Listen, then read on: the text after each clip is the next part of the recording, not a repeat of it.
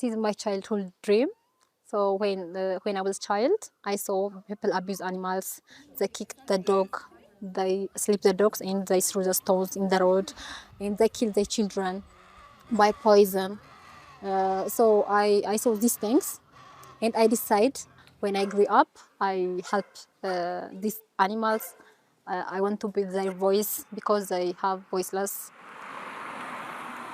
በመላው አዲስ አበባ አሁን የውሻ ቁጥር በጣም እጅግ ጨምሯል። አሁን እዚህ አካባቢ ማታ ከየት እንደሚመጡ የማይታወቁ በርካታ ውሻዎች አሉ። መንገዱ ላይ አያሳልፉም። አሁን ይናከሳሉ፣ ይተናኮላሉ ማታ። ስለዚህ አሁን እነዚህ ለህብረተሰቡ በጣም አደጋ ናቸው። ባለቤት እንኳን የላቸውም፣ ከየት እንደሚመጡ አይታወቁም። ስለዚህ እኛውን ስጋት አለብን። ማታ አሁን በዚህ ጋር ማንም አያልፍም፣ በርካታ ናቸው።